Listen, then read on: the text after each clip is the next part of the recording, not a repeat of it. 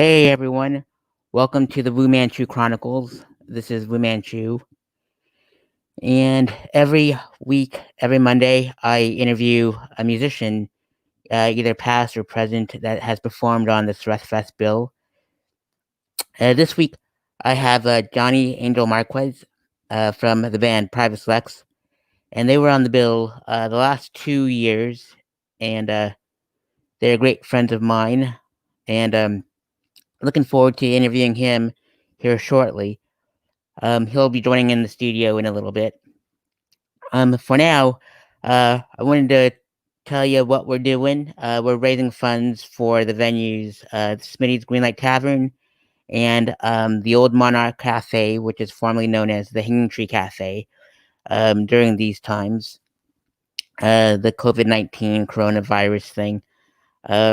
I'm raising funds for the baristas and the bartenders and the staff and the crew, um, because some of them had to close their doors completely for the time being, and they're slowly reopening the venues, but at limited capacity. That's the word I'm looking for. Um, but yeah, we're looking forward to having Fest at those venues. If worst comes to worst, we're gonna have to go live streaming, and I've seen the comedy shows that have been live streamed, and they're not that fun.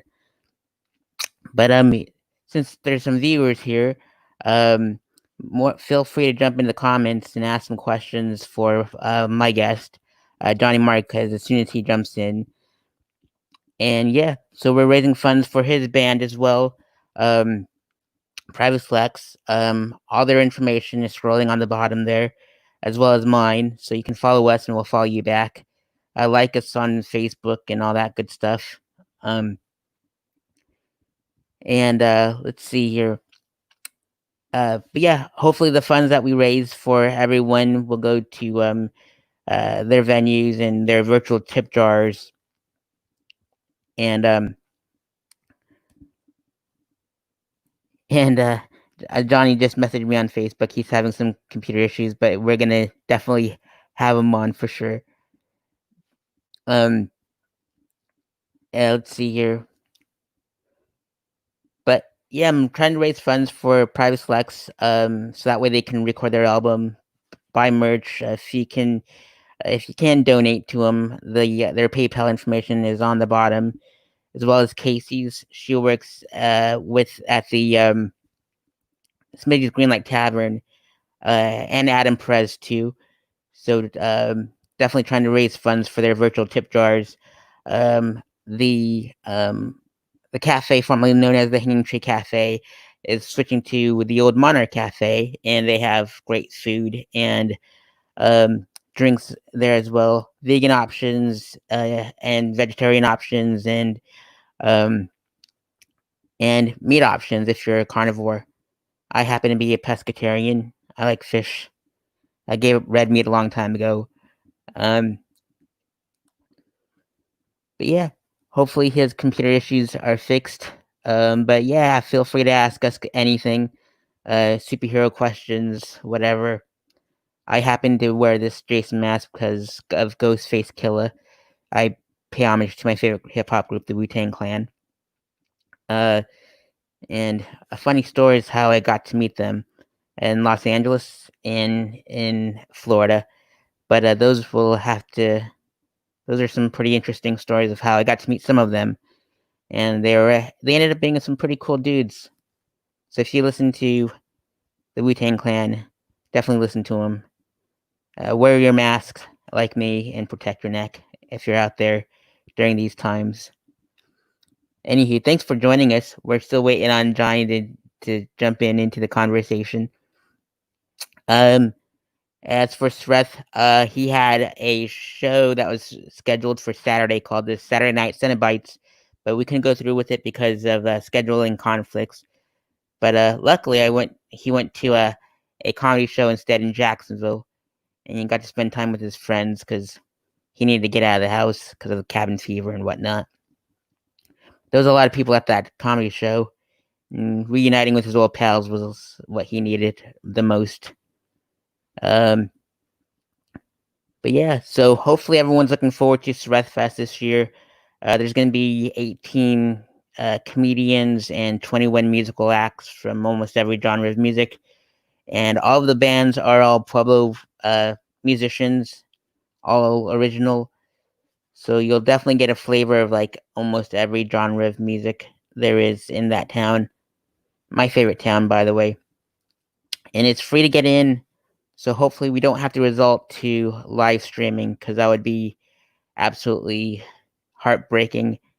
But I've seen the merch design.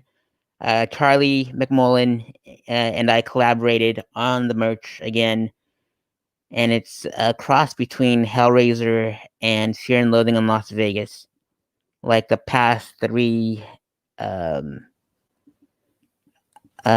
the past three uh, installments of the shirts.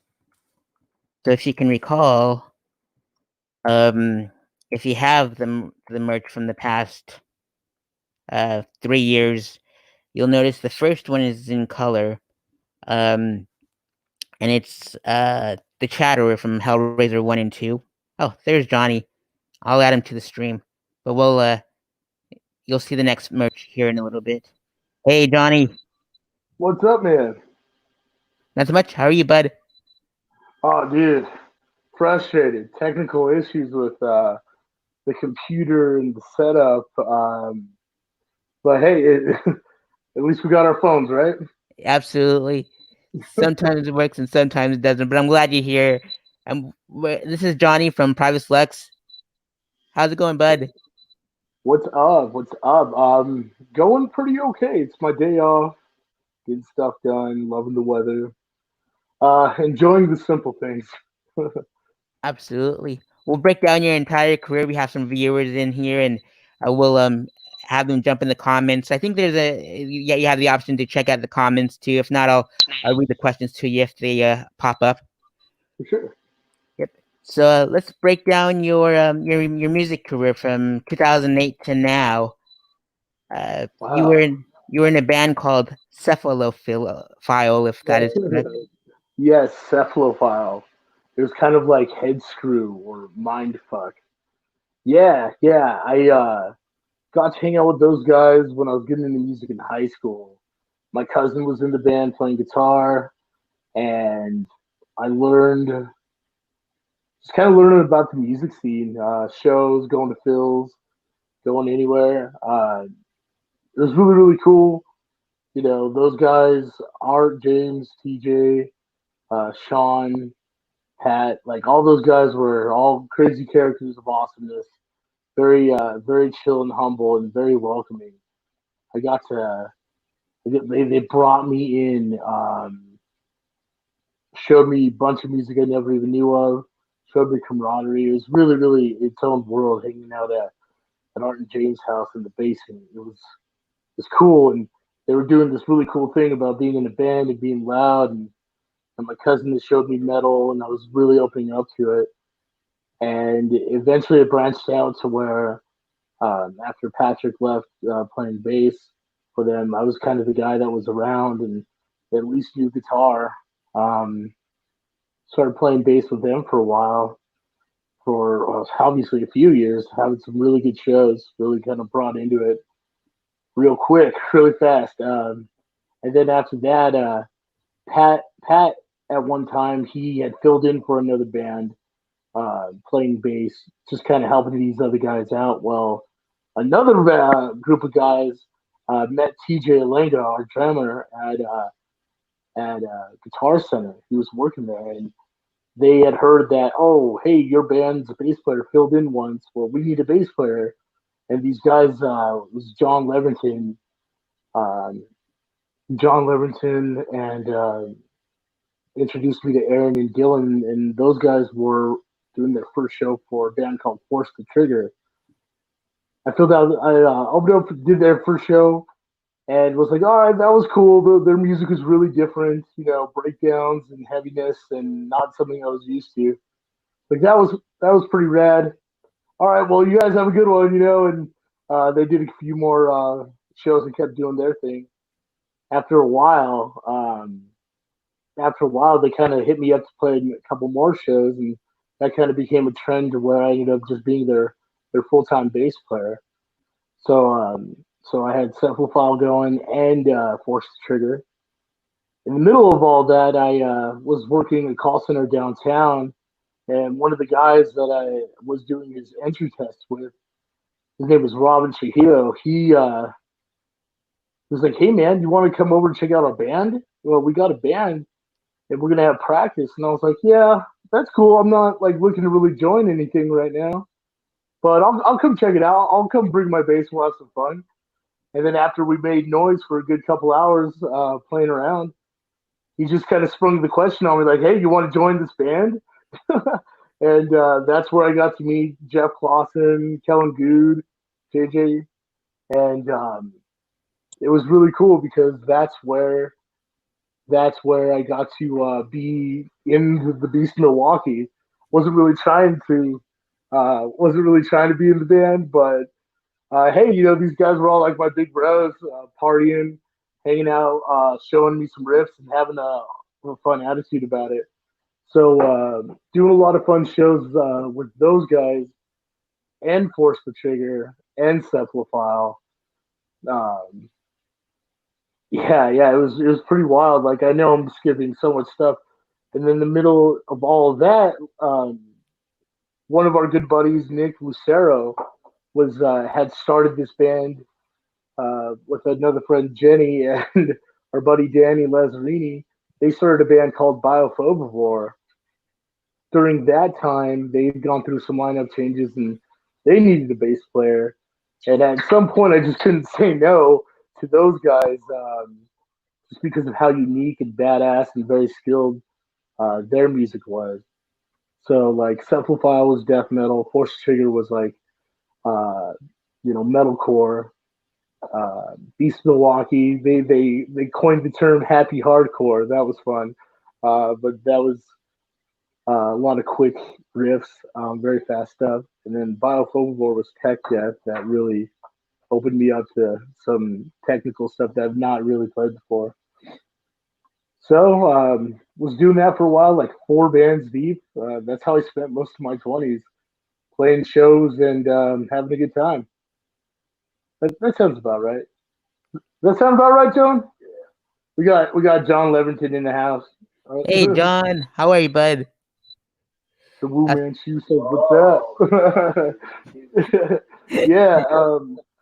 So playing shows all over the state. Uh, Phil's Radiator was the staple. Got to play the convention center one time for Halloween. Independent records.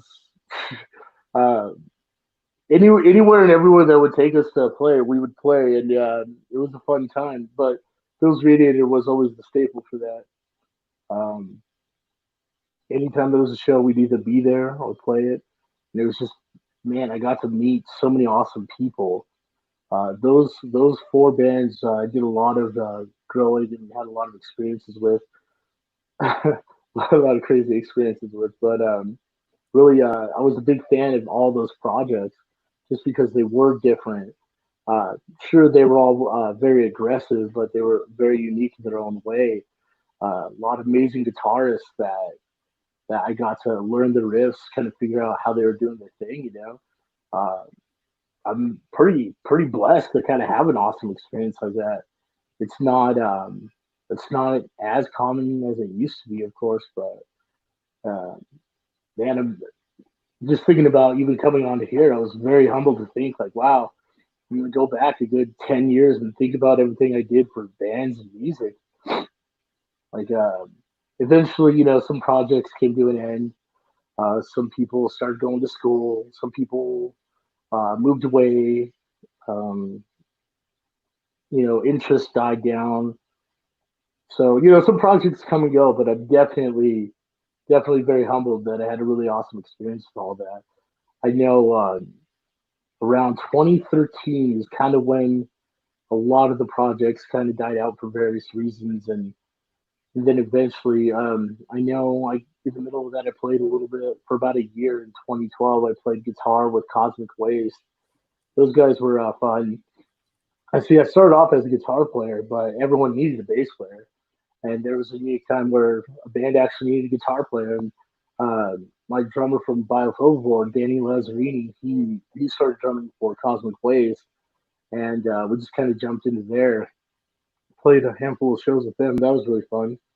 Um, but then work and all these projects got to weigh down pretty bad, so eventually I had to leave the project on that one. Then around 2015, 2015 for a couple of years, I played bass again for some other old school homies, Commerce of Cadavers, with TJV Hill, Daniel Salazar. Oh man, that was a good time too. That was tech death. Really pushed my skill set to the limit there. That was a good time. Eventually, they got Andrew Lopez to play bass in that band, and that guy's just phenomenal beast. So he started doing the bassing for that project. Eventually, Daniel Salazar had left right before that, and they had uh, Moody Nielsen. He was the drummer from Force Trigger. They got him to play in Commerce. I guess the whole trend of all this is a lot of the bands are kind of incestuous with all these with musicians in town from Pueblo, which I always thought was kind of cool. A lot of talent in this town. Really really fun time. Um, After doing commerce for a couple of years, uh, before that had ended, I ended up jamming with a guy that used to be in Rapture at Dawn, their drummer Isaiah Salas. Isaiah, they were going to bring back Rapture at Dawn. This was a band that was around from like 2009 to 2013, maybe. I might be off on the years, but they were always a band that played around. They had Carlos Gomez and uh, LJ Varela. They're in the Dead End now, rockabilly stuff. Well, they used to those two guys and Isaiah Salas, a couple other homies were in Rapture at Dawn, and after that project kind of went away for a bunch of similar reasons that a lot of projects do. Isaiah hit me up with those guys to bring back the project, so I started playing guitar with those guys, and then eventually, schedules and interests kind of changed, and Isaiah and I just kept going, and we formed that band called Privis Lex, uh, and that's how it's enunciated, Privis Lex. The breakdown is kind of cheesy, but the where we kind of came up with that name is, we were looking up like what would be cool as a band name. Privis Lex. It broke down to it's Latin for private law, kind of the definition of privilege, but not like privileged, but more of like it's a privilege to be able to play for people and play in bands, play music, stuff like that. So that's where the name Privis Lex came from, and been doing that since 2017 now. And we acquired some awesome members along the way. Art and James, the brothers from Cephalophile, uh, joined in for vocals and guitar. Uh, we had Jeff Clausen from the Beast Milwaukee. He was playing bass for us for a while. Then we even had another buddy of mine, Mike Van Meter, who was in Biophobor. So like I'm not kidding when I say it, there's a lot of um, a lot of homies jumping in each other's bands, being kind of incestuous about it. Yeah, Indeed. And Severed Reputation followed in yeah, 2017 and 2019. What were those days yeah. like? That was interesting because again, I always become a fan of really talented musicians, a fan of stuff that I wouldn't think to come up with right off the bat, not on my own. Uh, these guys, I saw them playing a show, and man, they were very low tuned, very heavy, jet style. That stuff was kind of becoming something that I was getting into a lot more. And man, they had a wicked combination of heavy riffs, guitars, uh, aggressive vocals from Christian Taylor, which I know you know Christian, right? Yep. Uh, Aggressive vocals and then his cleans, is really catchy, really really good stuff. Really talented these guys were. Xavier was on guitar, uh, and then they had Sam on guitar as well. And with those guys, Andrew Campos on drums. We I got to be a part of their camp. Again, another band needing a bass player, and but this time it was definitely different because again, it was like a new style that I hadn't got into. And with them, it was like, hey, let's do shows. And I guess that was around the time where the Rainbow was kind of like a popular spot for shows. And man, we played a lot of shows at the Rainbow for sure, and that was some fun times. Our practice space, like literally, Sam was out of the band, and we acquired Dylan Stanifer from Force to Trigger, and we were kind of looking for a new place to jam. So we were actually jamming in a storage facility place um, up on the north side, which was good until the cops got called on us a little too much. But yeah, being loud in a little storage, a little storage room uh, throughout winter, throughout the summer, it it was cool. It sucked, but it was awesome. At least we were still staying alive, making noise and stuff. So that was pretty fun. Those guys again, just a different style that I was learning and got to like fall in love with and be a part of. That was really cool. And then as time went on with them, several like after some lineup changes, the interest kind of died down a little bit, and they felt like since the original members weren't a part of it still, their interest was to move on with a heavier project um, and name it something different, and that became Oathkeeper, which those guys are still doing stuff now. Oathkeeper, we saw Christian go to from vocals to guitar, and he still stayed on drums because he's a madman on the drums. His footwork's intense. Um, Through that, we acquired. They had some other people in it like Derek. We had different vocals like Ryan was in it. God, I can't remember everyone's last name. It's embarrassing. Uh, those guys, those guys had come and gone, and eventually, I think after time, doing less and less shows, I kind of felt like I kind of wanted to reduce. I didn't want to be this guy that was always in bands all the time, and my work. I had been promoted at work, so I wanted to have some time for work and kind of keep it simple with one project. Um, so that's where Privis Lex has still kind of remained for now. I had a really awesome experience being able to jam with a ton of people, like a ton of awesome people, and after a while, I just kind of wanted to pump the brakes and put a little bit more stock in just the one project at a time. That's kind of where we're at now with Privis Lex. Um, it's been kind of rough the last 6 months between work schedules and then the global pandemic that ruined everything about music and live music and stuff like that. Kind of pump the brakes on our writing, at least as a group. I know James Ellsworth. He's still riffing on guitars, coming up with riffs. I'm doing the same, and we've actually just kind of been waiting for everything to kind of die down and relax a little bit. Um, that way, we could kind of really put in a plan what we're going to do for the rest of the year, which is play shows again. That's just one thing that we all miss so much is being able to go somewhere and be loud and do our music. Um, we're excited for that to come back. But we're not putting any rush to it by any means. We get to be casual. Uh, Kind of been funding merch right now.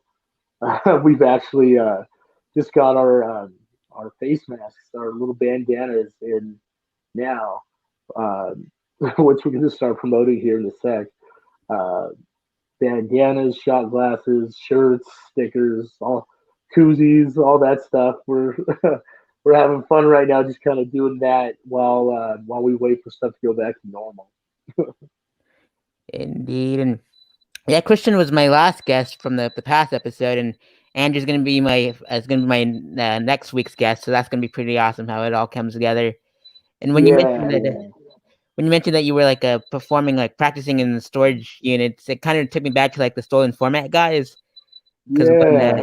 Nate Wild Baptist and I did the No Cover podcast, we had to change the name to Pueblo's Independent Multimedia Podcast, or PIMP for Oh, short. okay. I saw the change on that. Yeah. Yeah, and I remember like interviewing those guys in their storage unit, and it just blows me away that you guys are all in storage units in Pueblo, so that's pretty wild. Yeah, like there's a thing where we kind of I definitely got that idea from them. Like it's not uncommon that people use the storage sheds and other bigger towns and stuff, and they were kind of like a story that we had heard about. I've been over to the Stolen Format when they had their storage place. It was nice. It was indoors. They had electricity. No one to really mess with the stuff. It was perfect, and that was totally the idea that we want something like that. But I don't know if they were doing that anymore at that particular facility. I know we reached out to one that was a little bit closer for everyone else to kind of get to. It ended up being on the other side of town, and instead of like originally we thought, oh yeah, bigger place, luxurious, indoors, climate control.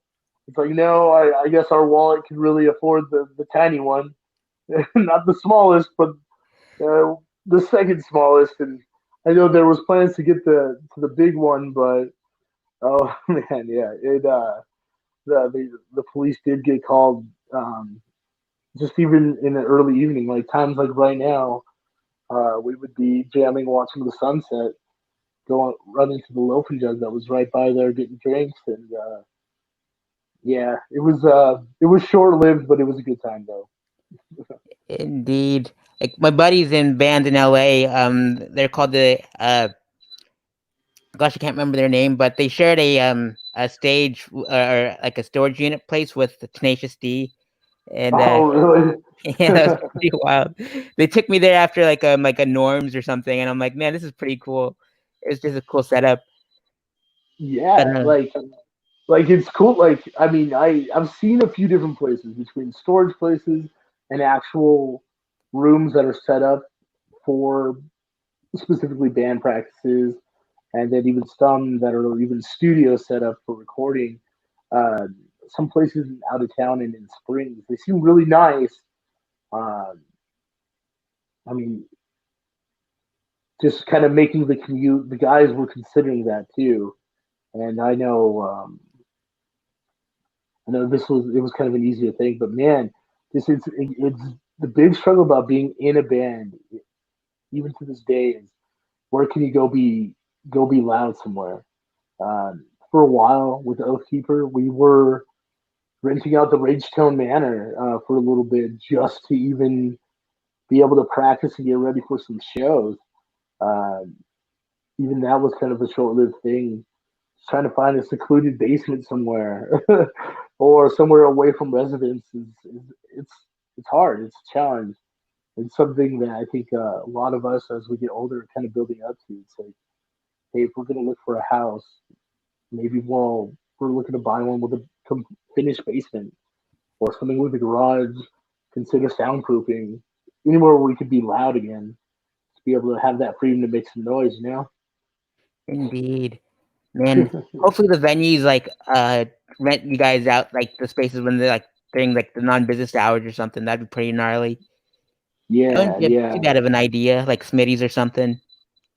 That would be cool. I know some other businesses had tried something like that, but it was pretty inclusive and exclusive, and it wasn't exclusive like they didn't really want to have people around in their bars. to make noise or anything like that. But that was just for bars. Uh, it's still a challenge.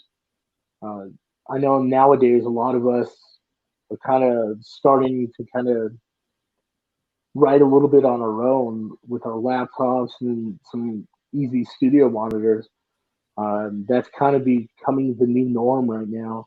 Is at least being able to get some riffs and ideas down. That way, should we ever be able to get together and be loud, um, we have an opportunity to do that, and it's not a whole lot of hours of just kind of making noise and filling stuff out. We're really lucky for us in Privis Lex.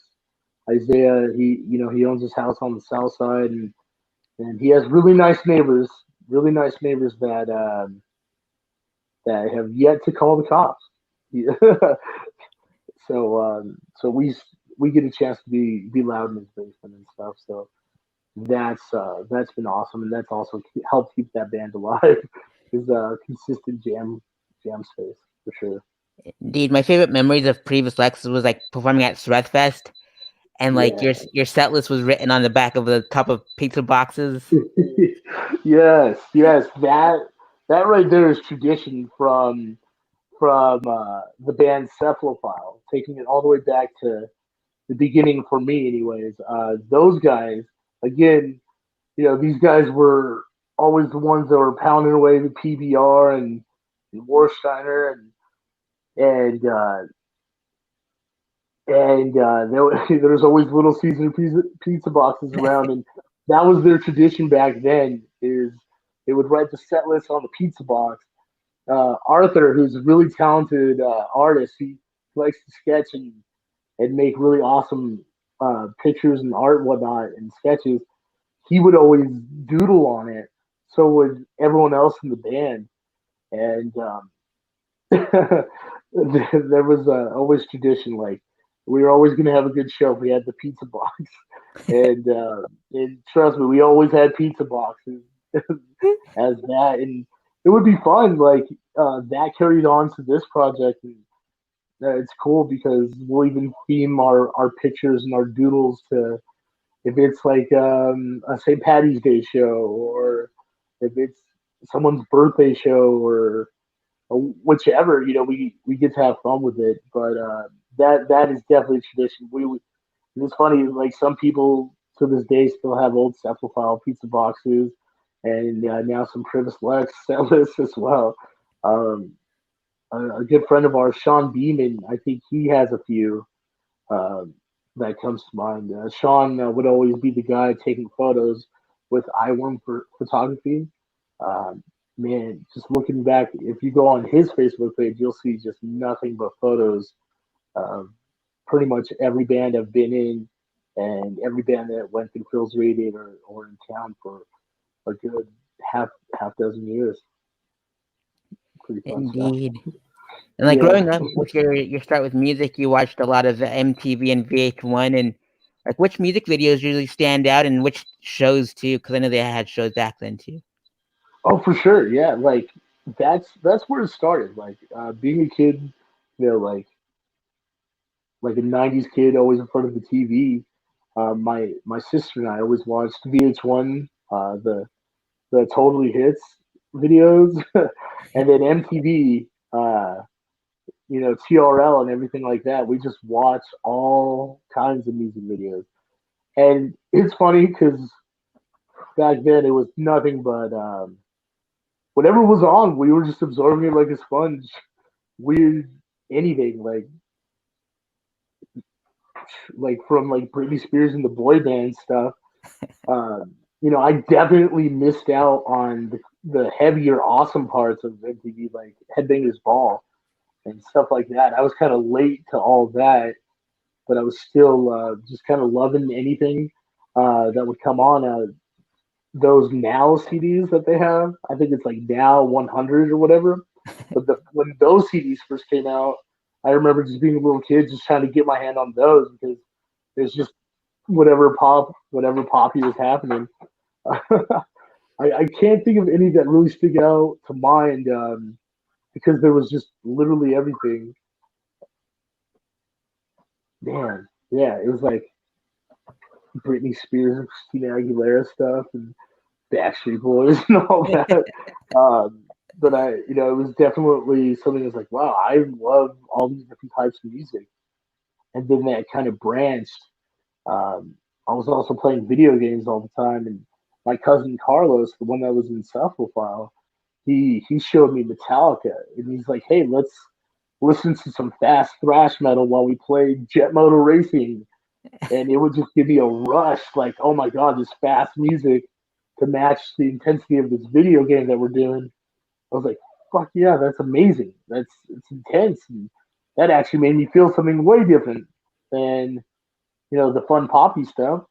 And then that eventually changed to where, oh, Metallica, oh, they have these tapes, uh, like the symphony tapes, all these concert DVDs, and well, they weren't even DVDs; they were tapes back then. And then eventually concert DVDs, Pantera home videos, and then eventually branching out to like Slipknot's the Disaster Pieces DVDs, and Philadelphia from Lamb of God, like concert DVDs. Holy wow, that was a big thing. Going from like middle school into high school, then after high school, that was something that just everyone that I've ever jammed with, they've seen all those videos and fell in love with that kind of stuff too.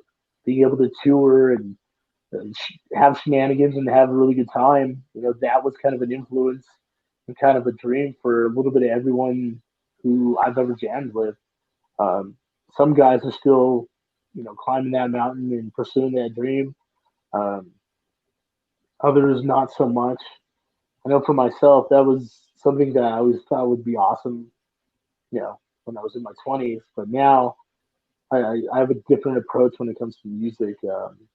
I'm looking at it more like, um, it's just this awesome creative outlet, something that can make me feel something different and exciting again.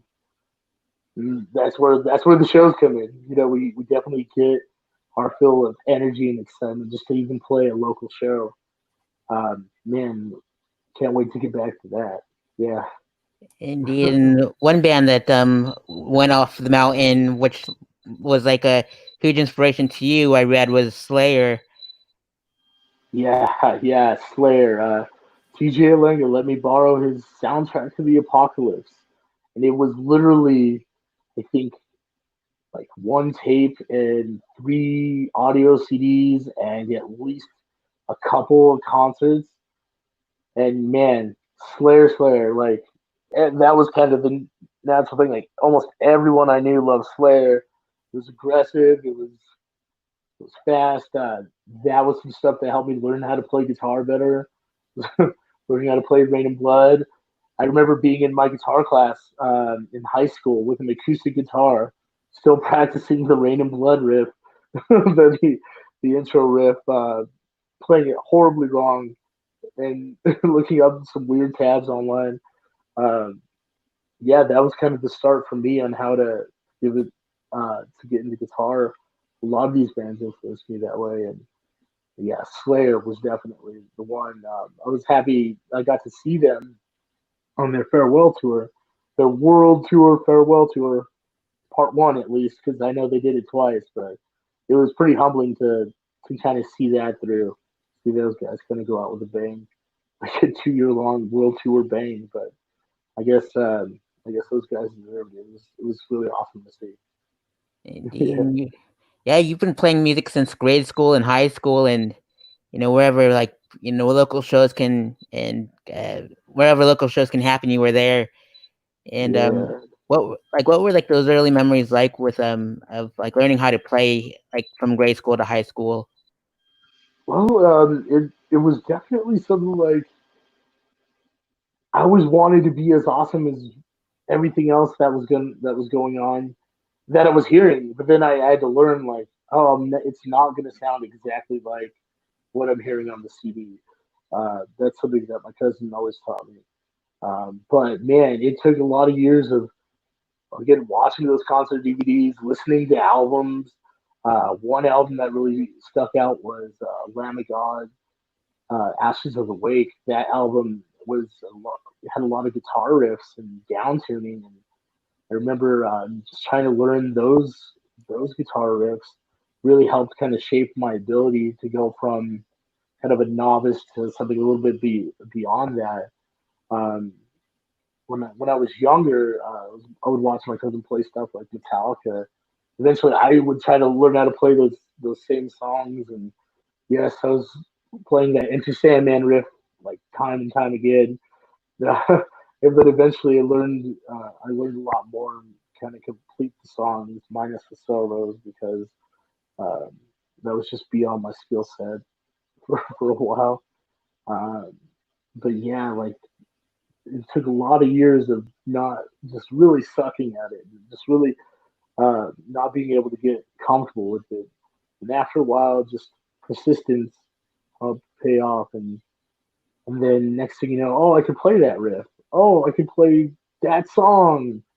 Oh, I can play pretty much this album. Like it really kind of, it was really cool and fun to be able to play covers and whatnot, just kind of up my, I guess my ability a little bit. But that was really awesome, just kind of on my own. And then as I started to be with all these guys in projects and bands, doing their own music, that's where it really became exciting, is to be able to come up with a riff or a part or a build up, an intro, whatever. And it was like our own thing and something that you can be super proud of. And that's where I get even to this day, just like that satisfaction of having a creative outlet. Um, don't really get that much. I don't doodle or draw. Um, I don't really get to express creativity um, like I do with the guitar or with the bass or with the band. Yeah. Indeed, my favorite Lamb of God story was I got to cover them on Halloween night in LA at the Hollywood Palladium, Oh, and so cool. I was dressed up as Wu-Man Chu and like we do now, and like the whole crowd just went nuts. And Yeah. the the stagehand guys were like they were seeing me like write down the set list in my journal, and they're like, "What are you doing?" And I'm like, just minding my own business. And then I went to the back after I shot the first three songs, and Randy was on stage in a creature shirt with dreadlocks and everything. And I go to the Yeah. back just to like write the story in my journal. And one of the stagehands noticed me from the front in the pit, a photo pit, and he drops the set list of Lamb of God right on my journal as I was writing. It was so gnarly. It was like, man, this is It's like, so yes, cool. you earned this. Yeah, yeah, Lamb of God. I got to see them first on Gigantour, supporting Megadeth in Denver at Fiddler's Green. That was the first time I got to see them. And then the year Ozfest was free. That was cool. I got to see them the night before Ozfest, and then the next day at Ozfest again at Fiddler's Green. And man, the night before, the Boulder Theater, I think it's the Fox Theater in Boulder. That concert was wild. Like they opened up with my favorite song, Hourglass, and the first few lines are "Privileged, the chosen few," and when he goes to sing it, the whole crowd sang it, but it was so loud that like you couldn't even hear him sing it in this little theater. And what was really cool was like I see him like Randy like go all wide eyed, like holy shit, this is gonna be a wild show.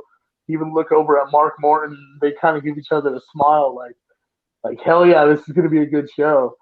Uh, yeah, I actually got to meet Mark Morton and Chris Adler, the drummer behind the venue, just kind of hanging out and BSing with them. That was really cool. It was very unexpected, but oh my goodness! At the end of that concert, I was so dead to even go to Ozfest the next day. I think Static X played, and they had that Push It song, and I remember I never even physically saw them on stage because I passed out on the green for a while. I missed their whole set.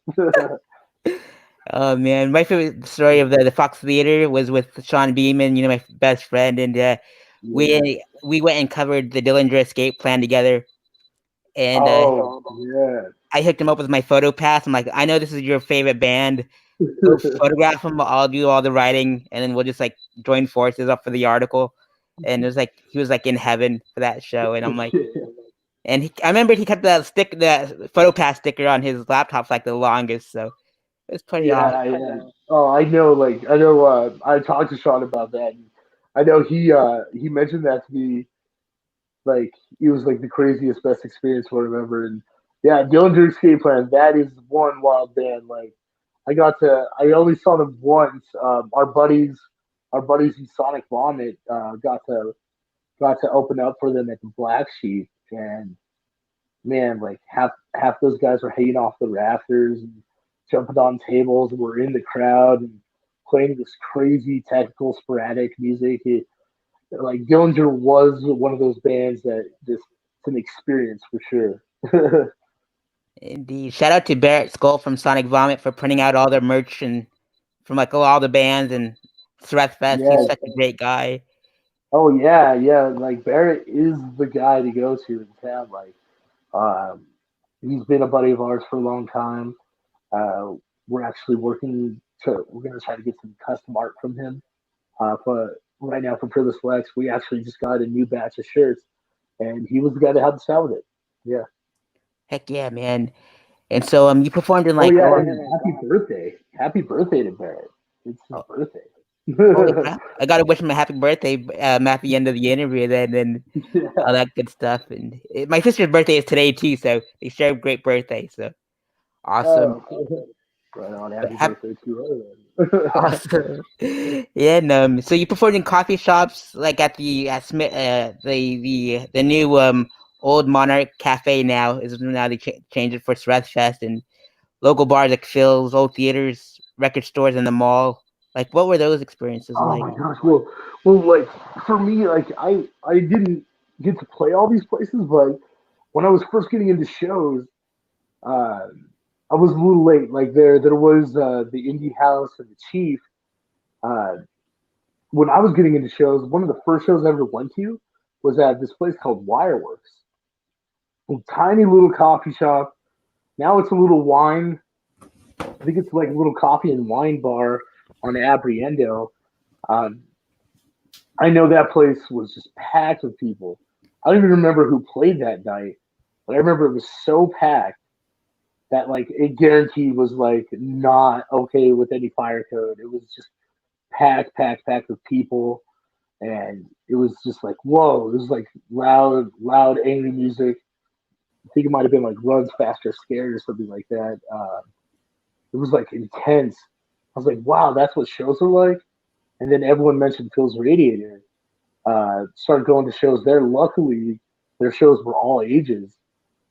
Thank goodness for that, because if it wasn't for that, I don't think I'd ever be able to really make it to shows.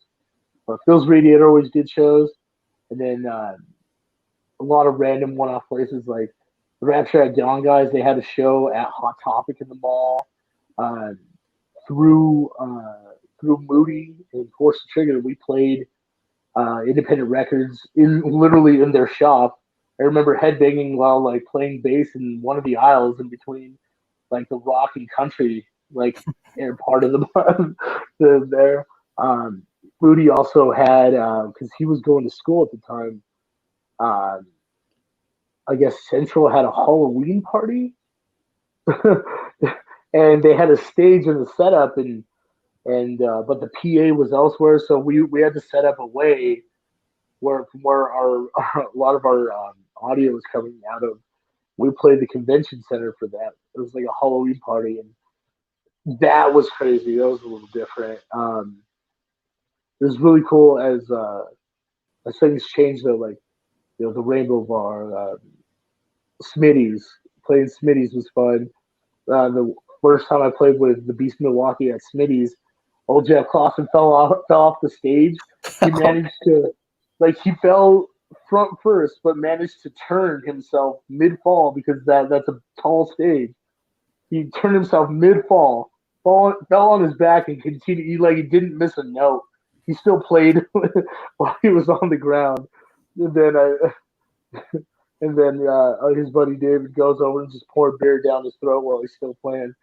It was just wild good times like that, you know, that Another good memory for Beast Milwaukee and all those And guys. Jeff and I share the same birthday, so we always wish each other birthday, like I have birthday twins and stuff like that. So it's pretty awesome. Like Yeah. your first experience of a show was like loud music and stuff and a mix of people. What was like the first show like with all that energy and Oh stuff? man. First, I know like the first show I went to Phil's is actually that is my literal first show was Phil's Radiator show. Um, I think I was barely going to be in high school, and I remember just kind of being young and oh, this is weird. I'm around people drinking beer, and I'm not like with anyone. I'm not with my family. I got to see my cousin for a sec, but I was kind of on my own. It was very like socially uncomfortable. I was socially uncomfortable for a second. Then I realized like, oh, there's just all these people just really getting down to the music.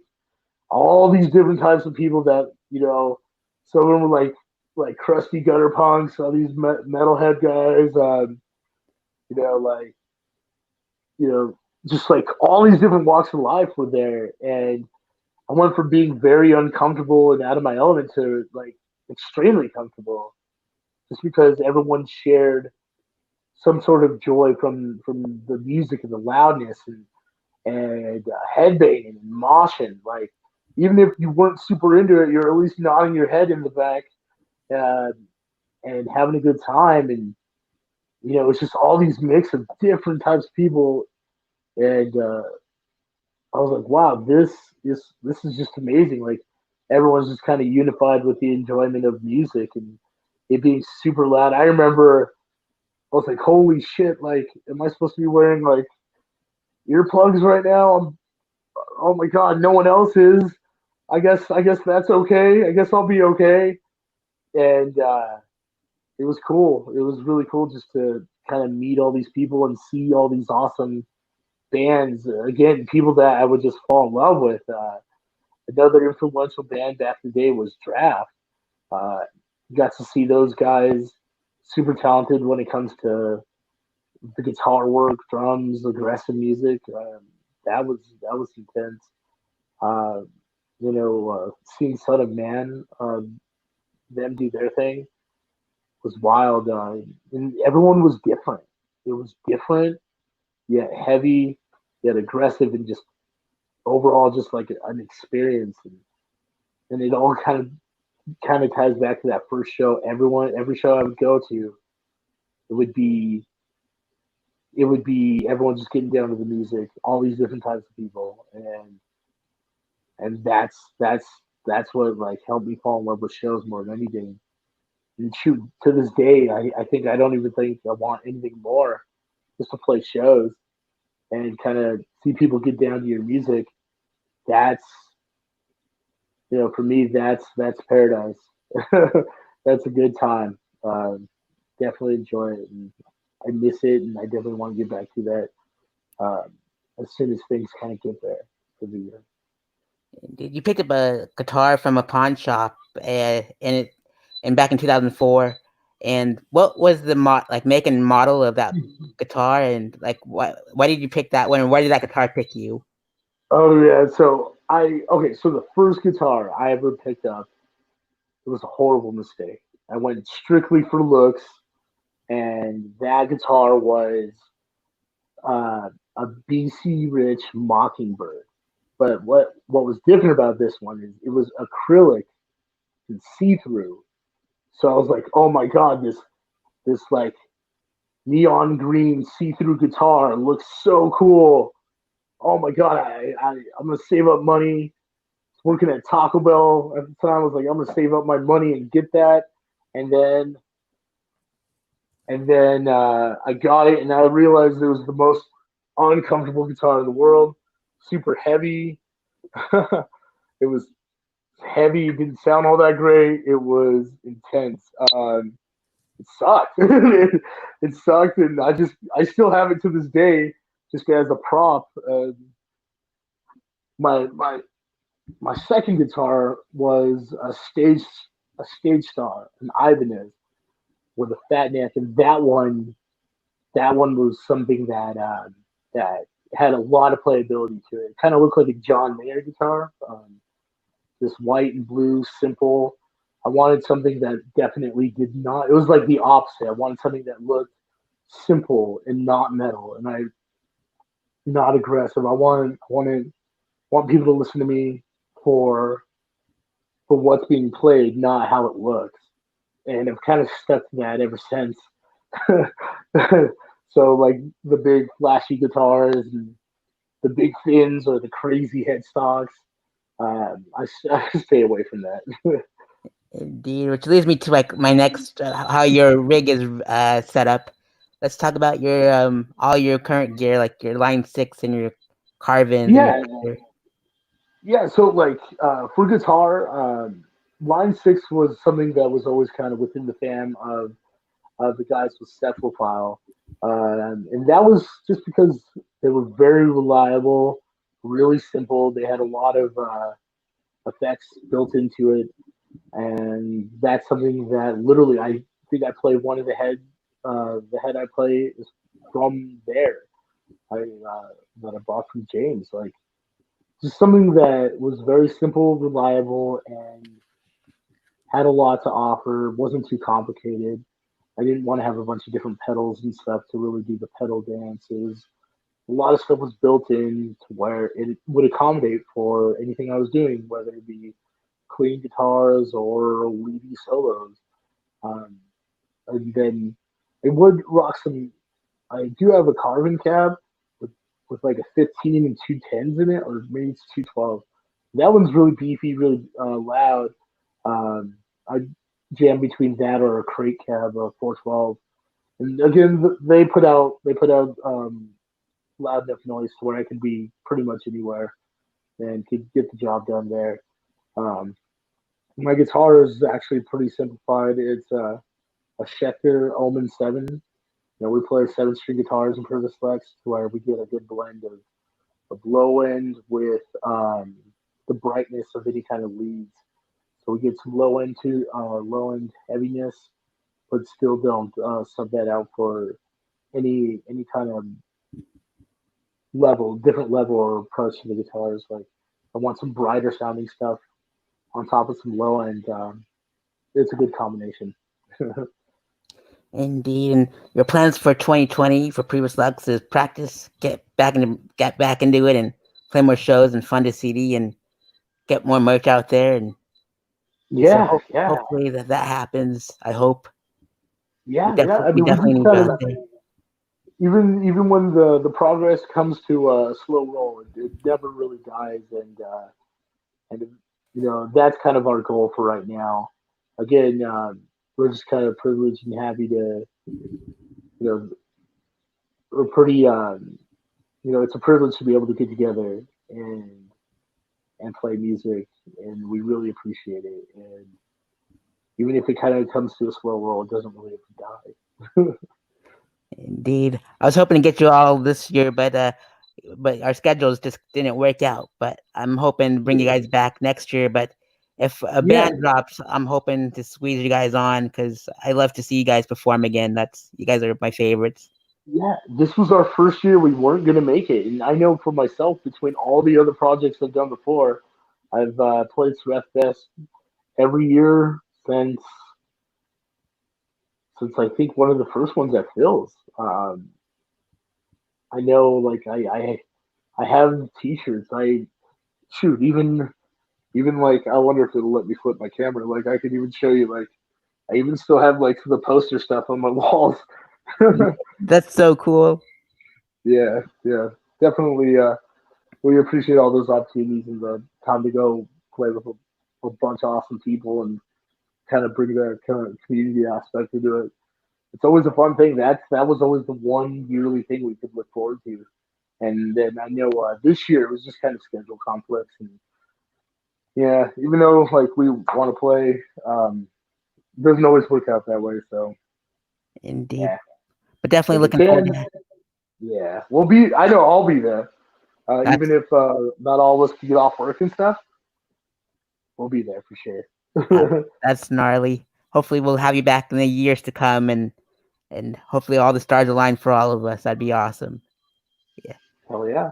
Awesome. So, as I mentioned earlier, we're raising funds for, and they're scrolling on the bottom for the bartenders and the baristas and Johnny with all their PayPal's and Venmos and stuff, and follow them all on Instagram and Twitter and Facebook and all that stuff, and and all the funds that hopefully you all go to the Smitty's Greenlight Tavern when they open up, and I know that they're having live stream shows, just private ones now, and the Yeah. old Monarch Cafe. They're open. They're the old Hanging Tree Cafe, but they have really great food and all that good stuff. And hopefully, you guys go out there and tip nicely for all the baristas and the staff there too. So, but Johnny, thank you so much for going through your career with me. It's freaking awesome. Like all the things that you've done for the town, and just hearing you play, and whether it's like on a stage or out back at the old daily grind is for Surrett's best. And awesome memories that we've shared through the years, and always a pleasure seeing you perform, and an honor too. And I hope to see you when I get back into town in July, and we'll party it Whoa. up. And You know we will. We definitely will. indeed, for the Wu-Man Chu Chronicles and Johnny, this is Wu-Man Chu signing off. And thank you so much. And up, up and away, I guess. Thank you again, Take it Johnny. easy, buddy. See Take it y'all. easy. Bye. Later.